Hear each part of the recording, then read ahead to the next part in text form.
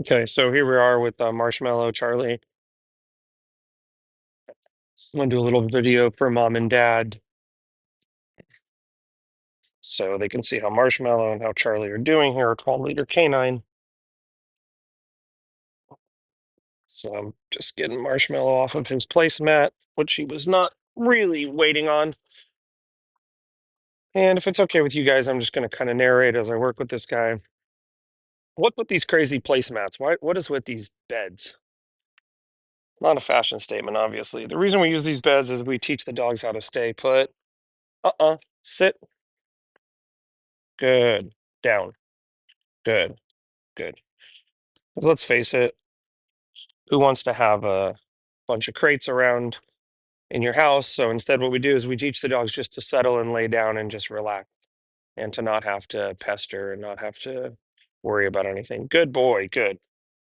The way we typically do that is we use these raised beds and we set up these tie out positions where we tie the dog up and eventually we phase that out. And that's how we have calmness in the house. Good. Because we've trained the dogs how to be calm in the house. And that means that the general way they are most of the time around us is calm, unless we purposefully go to get them excited. Good, good boy. Charlie's over here. He's wanting to work, so I'm going to roll with that. Sure. So I'll get Charlie, see if Marshmallow can stay there. But yeah, if the dogs are already really excited inside of the home, and then I go try to go take them on a walk, the chances that they're going to be really hard to manage on a walk is higher. There's a greater chance they're going to be hard to manage on the walk if, let's go, they're already excited in the house. So getting that baseline of calmness in the house is just so important, especially when you have multiple dogs in the house because they get each other riled up. No, when you have just one dog in the house, they go grab a sock and run around in circles or something. Like, it's cute, but it's less of a problem than when you have multiple dogs because multiple dogs, they'll get each other riled up. Place. Good. Mm-mm. Place. Good. Charlie's food motivation is actually pretty good right now. Over the weekend, it would change if new people showed up and he got overwhelmed. I'd go to give him food and he wouldn't take the food. Good boys. Good, Marsh. Good. No, down. Good. We had talked about Marshmallow, and what are we gonna do with Marshmallow? He puts his mouth on people. He never put his mouth on anybody here, for the record, but I seen what you were talking about, where he starts pushing and he just becomes like a big horse or a bull in a china shop. And we've had this happen with a lot of dogs like Marshmallow. Muggles. If you watch Instagram, Jeanette Root's dog Muggles is very similar. Good. One thing we do to help a big dog like this learn how to take space from us is to teach them to go to their bed. Good. And that way, when they get to be too excited and they're pushing on us, we have a way to tell them, hey, just go to your bed. Stop doing that, go to your bed. Stop doing that, go to your bed. And pretty soon the dog learns, hey, if I do this stuff and I push on people, then people stop petting me and I got to go to my bed, kind of like a timeout. No, no, down. Good. So we can see the boys have a good foundation here. Good. We're just using a slip lead. Why am I just using slip lead and I'm not using the prong collar and I'm not using the remote collar? Well, because the reality is the prong collar and the remote collar, no, down, no, down, good. The prong collar and the remote collar really depend on our dog having a clear understanding of how just the basic understanding of the leash pressure works when they're distracted. Sometimes what happens with those remote collars and the prong collars is the dog starts getting confused when they're distracted and they start pulling on the prong collar even though they shouldn't be pulling on it. And so what I like to do is I like to just go back to the basics, work with them on the slip lead with low distractions, and just kind of start showing them, okay, wait a second, something got confused here with the leash. Can I just use the leash to communicate? I don't know if this is making sense, but basically, like, the prong collar and the remote collar is great, but if it's not going well, go back to the basics, go back to a slip lead, and just practice a little bit with that, and you might see, you know, that you have some basic skills to work on, or maybe, um, yeah, you know, good. Especially if you're talking about, hey, I don't want the dog to always be wearing the prong collar, always be wearing the remote collar. You do want to go back and forth. Good. You don't want to be very super reliant on that prong collar all the time. Good. Good boys. Good. Good. And I kind of want to see, hey, do they know what I'm telling them to do just with the normal leash, or are they only doing it because they have their prong collar on? Are they only doing it because they have the remote collar on? So when I use just like a normal slip lead, I can kind of see like, hey, do they really understand? And what they're telling me here is we understand, not, oh, well, we have the scary collar on, so we're going to do it because we don't want to get in trouble. Okay. No. So I'll work with him for a second on walking around, see how he does. No, I didn't technically release him yet. I did grab the leash, but I didn't release him yet. Good. These are just these little ways I mix things up to challenge him. Good boy. Let's go.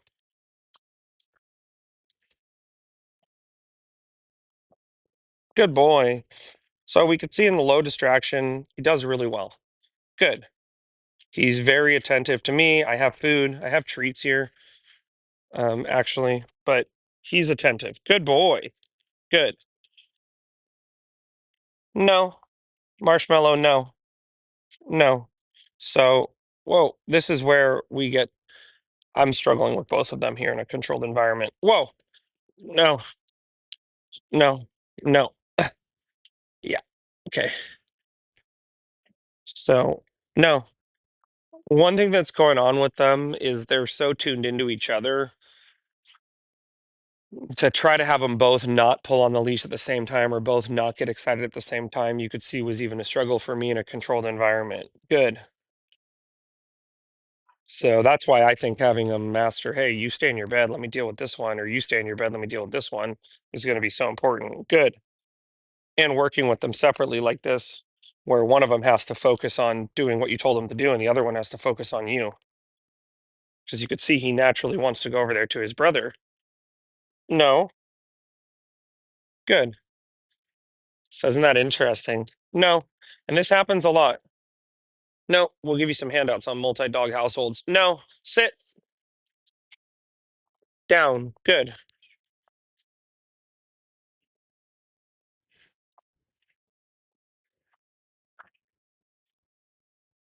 This is what I mean. See how distracted he is by his brother? Good. So this is why, like I said, having that calm time, having the dogs calm, not getting each other riled up all the time is really the most important thing when you have multiple dogs in the home. Go to your bed. And these types of drills, this type of practice, it's like watching paint dry, but this is what really teaches the dogs the foundational skills that they need to learn, which is, hey, you're two separate dogs, so don't get each other riled up.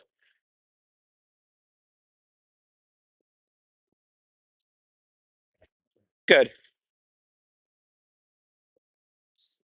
And I know you have impulses that make you want to do things, relating to your brother, but just in general, you have impulses. Don't always do what you impulsively think you should do. So just when you have two dogs, have a great opportunity because you already have a really powerful distraction right there all the time. Sometimes when I'm training, I got to make a distraction. I got to open the refrigerator. No, no, no, down, down. Good. Let's go. Good boy. Charlie, no. I know people are going to say, but you didn't say marshmallow, let's go. I I don't think it matters. No, down. I just want the dogs to kind of start being less impulsive, thinking more. No, no. So earlier I had one of them tied back where you couldn't see with the camera. He was tied up. And this is why. Because when you have multiple dogs, you end up basically playing a game of whack-a-mole. Remember at Chuck E. Cheese, that game where you'd hit the little moles on the head? You end up doing that with the multiple dogs where you're dealing with one dog, one thing with one dog, and then dealing with the other dog, and then back and forth. And this is why it's so important the dogs learn how to settle. Right now in the lower yard are two dogs sleeping, and what you can't see off camera are one, two, three, four dogs that are sleeping and just resting right now. Good boy. Good, Marsh. Good. Good boy. Good. Good. No, the reason too why I'm phased out of the prong collar, maybe with Charlie, is just because there's a lot of fear I can see in his eyes. No, down. There's this like lingering fear. So I don't really necessarily want to work with a prong collar on a dog that's afraid. As much as I could get him to stop pulling, it might create more stress in the dog. No, no, no, no, no, down, no, down, down. I don't want him staying here because he's just, going to get corrected with a prong collar. I want him staying here because he's understanding this is just what he has to do is to stay here. And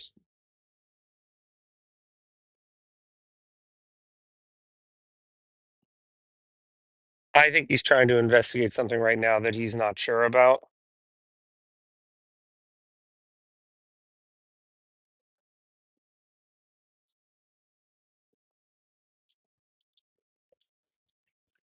So part of what we're dealing with Charlie is fear. So when a dog's afraid, they're not really trainable in the same way as when they're, like this guy. Good boy. Good. No, Charlie, no. So if I want Charlie to settle and relax in that down position and feel safe, that's going to take a lot of work to put him in that position and then have good things happen where he likes being in that position and he's not in that position kind of apprehensive. Oh man, is something going to come? Is something going to walk up on me? I'm in a down. Why am I in a down? Is something going to happen? He's cute, so people are going to want to run up and pet him, and that could create problems especially when he's in this space where he's not sure and he's still having these moments where he blacks out from fear.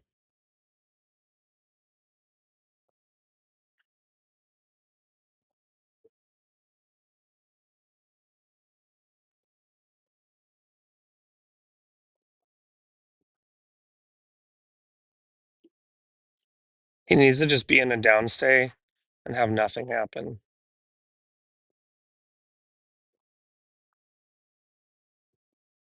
except getting food. Good boy. Good job, buddy. Good boy. He actually thought about getting off of his bed there and he decided to stay on it. That's why I said good boy. He's just trying to clean up all the crumbs. That's fine. I don't care. Charlie, go to your bed.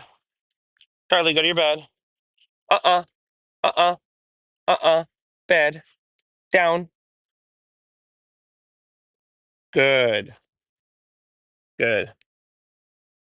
So we're gonna stop right there actually, and I'll film again another session. I'll go over their remote collars and I will see how they are with their prong collars. But what do those dogs have down there? A stick? Is that what she has? Oh, she has a stick. Okay. Um, Charlie, no. Down. No. No. Down. Good. So, what are the things that we talked about? The importance of using these raised beds, teaching the dogs a stay command, how helpful it can be when you have multiple dogs to have a place where you can tie the dog up. I know it's hard when you have a nice house. Who wants to drill a hole in part of their house? Um, but sometimes we find an alternate way to attach a leash to something so we can secure the dog. Marshmallow, no. We get the dogs to learn how to control their impulses, to stay in their bed, to be in this state most of the time. And then, sure, when we take them out to the beach, we take them out to the grassy area, we want them to play, they run around and then they play. But if they're kind of constantly juiced up in the house or just in a state of anticipation, excitement, Um, then when we take them outside, they're going to be in that same state. Inside of the house is where we have to teach the dogs to master these behaviors, like just laying down, being in your bed. So we use the raised bed. We use food initially, and we use both the dogs or even Pearl as a distraction. And this is something we can come out and help and do sessions at your house for you with the dogs. And we practice just working with the slip lead and take a break from the prong collar from time to time so that we're really sure that the dog understands what we're saying and we're not just overly dependent on that prong collar, which, this guy eventually is just going to ignore the prong collar because who cares? It's not going to bother him that much. And this guy, the prong collar is going to end up kind of freaking him out and getting him more scared. So, and I only know this because I've had this happen with my own dogs. He might even get more stubborn on the prong collar and just, put the brakes on with that thing on. Hey, me? I didn't do that. What are you talking about? I'm a good boy. I know you're a good boy, Marsh. We know, obviously, you're a great dog.